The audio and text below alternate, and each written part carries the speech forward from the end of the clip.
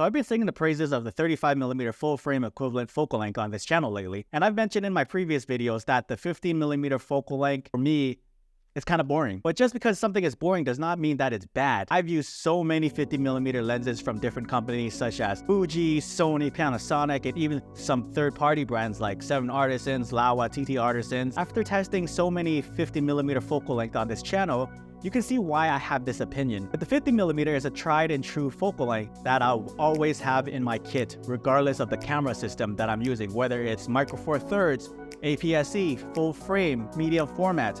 I will always need 50mm equivalent in my kit. And in today's video, I'll share a few reasons why I still use a 50mm lens for portraits.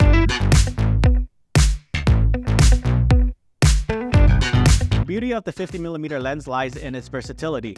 Positioned between the 85mm focal length, which can feel a bit tight but excels in subject isolation, and the wider 35mm focal length, which might be too broad for some, the 50mm finds itself in the sweet spot. It offers just the right balance, wide enough for capturing landscapes, street scenes, and more, yet tight enough for isolating your subject. To illustrate this, let's take a look at these sets of photos all captured with the Fujifilm X-H2 and the XF33mm f1.4, a 50mm full frame equivalent. In these shots, you'll notice how the 50mm hits the sweet spot perfectly. I can move in close to make the model the primary focal point, or I can step back and capture more of an environmental portrait while still maintaining separation between the model and the background. Just take a look at these photos of Luana posing with the apartments in the background, and you'll see what I mean. Observe how when capturing Luana with the house and the apartment in the background, the 50mm lens provides a pleasing compression effect. Achieving this might be challenging with a 35mm equivalent, regardless of how much you try to zoom in with your feet. The composition could feel off and you might encounter distortion issues since a 35mm lacks the natural compression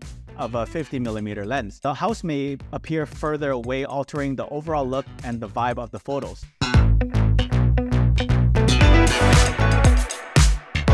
Another reason why I gravitate towards this focal length is its fast, wide aperture for low-light portraits. Back in the days when I used to own the XF35mm f1.4, it was my ultimate go-to lens for anything that is low light. All I did back then was shoot low-light portraits with this focal length. This lens served me exceptionally well. Because of its wide f1.4 aperture, it allowed me to capture the shots I desired in challenging lighting conditions. And paired it with my Fujifilm X-S10 and its in-body image stabilization, I could confidently lower my shutter speed, letting in more light while still achieving sharp results. In these shots, you can see how the f1.4 aperture proves invaluable in low-light situations. The 35mm f1.4 lens consistently delivered, giving me that assurance that I could capture stunning images in challenging lighting conditions. Shooting wide open at f1.4 not only ensures optimal light intake, but also creates that beautiful bokeh in the background. This allows for that subject isolation and produces a pleasing bokeh effect that I find quite enjoyable. The one thing I really like about the low light portraits are the little light bulbs that becomes the bokeh balls, just mingling and dancing with each other, and it just adds to the nighttime aesthetics and overall visual interest. And this is something you can't do if you own a kit lens, because with the kit lens or zoom lens, the aperture starts from f4, so low light photography will be hard to capture. This is why it's paramount to get a standard prime lens that can open its aperture very wide. Something like an f1.8 would be a good stepping stone, so that's why I'm always saying, if you can, just get that nifty 50 lens, y'all. It's a really good lens, allows in so much light, but it's just not about the creativity, it's also about the practicality. A common 50mm lens is relatively lightweight and it transforms into an easy walk-around companion. This allows for extending shooting sessions without the burden of hand fatigue, a stark contrast to the bulkiness of an 85mm lens that I usually start feeling. Just take a look at my 33mm f1.4 and the XF56mm f1.2. You see how bulky this lens is, right? And this lens is like, it feels lighter in comparison to this, and it takes up less space. Look at that girth on this bad boy right here. Look at that girth, man. Look at how girthy that thing is. My goodness. And look at this lens. A slightly smaller lens, a slimmer lens.